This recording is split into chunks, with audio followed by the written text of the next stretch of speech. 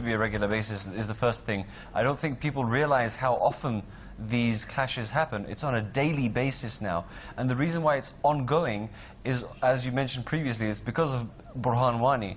But that was just the tipping point. You have to realize before that, there were killings before that for the last several weeks anyway. And upon his death, there were obviously thousands, if not hundreds of thousands of people that came out for his funeral, not just supporting what he stood for, not just supporting his ideology, but more importantly, supporting armed forces in Kashmir. And we have to remember, these are not security forces, these are armed forces. They have impunity from being prosecuted. You have the Armed Forces Special Powers Act, which grants the army, which grants these military personnel complete freedom to do whatever they will, kill at will, without having to see a day in court. They are rapes. Kunan Pashpura is one of the most famous rape cases in Kashmir, where an entire village with the age ranges between 8 and 80, that's 8 years old and 80 years old, were raped. So these things have been going on for the last 20, 30 years. There is complete, unrestricted human rights violations inside Jammu and Kashmir at the moment. Look, I've just been there. I go there regularly. I live there. I travel there. I've seen these cases. I've just been in Kashmir with the hospitals, with the tortured, with the victims, people that are suffering at the moment. And we're not talking about just historically. We're talking about the current scenario. You know, a lot of arguments are coming in from the Indian institutions that, oh, we're talking about 20, 30, 40 years ago. Granted, okay, fine. For a moment, let's say that was true.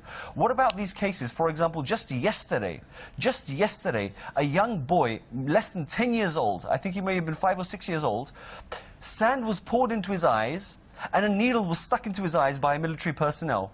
That is torture. That is happening today, in 2016, July. So where's the international community? Rape is there, murder is there, torture is there. With what you're saying, sir, that you have just witnessed, then where's the outrage? Where's the... You know, it's funny you should mention the United Nations. Just a couple of weeks ago, a few of my colleagues and myself, we went to the United Nations office and we protested out there, banging on their doors, asking them to come out. It turns out that they weren't even in the building. There is a United Nations military observer group in Kashmir, and they weren't even in Kashmir. So, you know, there is an expectation from the United Nations because of the resolutions, because it has been signed. It is a legal document between India, Pakistan and the United Nations and obviously the rest of the world. It should be implementable. I mean, most of these other resolutions are implemented, or they're at least observed or criticized for those that break those resolutions. In the case of India, nothing seems to be done. There is hope for the United Nations, but at the same time we remember that the United Nations most of the time seem to have the resolutions and policies vetoed by the superpowers, mainly the United States. And if it's not in their interest, then nothing is going to go through. But again, it comes back to the same thing, that which institution, if not the United Nations, then who else?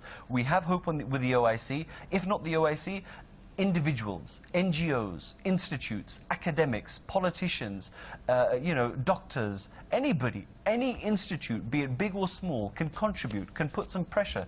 Even as an individual, you can put some pressure on your local MP, on your senator, on anybody, you know, that has a certain amount of power, that can start talking about Kashmir. And I think that's where it needs to begin. I think since 47, a lot of people have forgotten about Kashmir. Since 89, most people don't even remember Kashmir. And I think we need to start from scratch. It is an issue. It is still pending. If the Palestinian issue has been going on since 1947, 48, so is the Kashmir issue. But nobody seems to remember it, apart from obviously our friends at Press TV, but no other media channel. I know the brother previously mentioned about since 1947 we've been demanding freedom and a plebiscite. And I think on the record, it's time that we start talking about the smaller pieces that we can achieve. I think freedom is something that is always going to be on people's minds, which is something which is hopefully in the long term. But in the short term, we need to start finding justice. We need to start finding peace. We need to start finding ways to stop the massacre that's happening in Kashmir. I'm just getting a report that 77 Times of India have confirmed 77 deaths in Kashmir in just a matter of 2 weeks. So I think that freedom is there, the sentiment of freedom is there, and it will not go away. But I think incrementally what we need to start doing is to make India responsible for their actions. We need to start putting them on trial. We need to start putting pressure on them, and we need to start bringing peace to the region.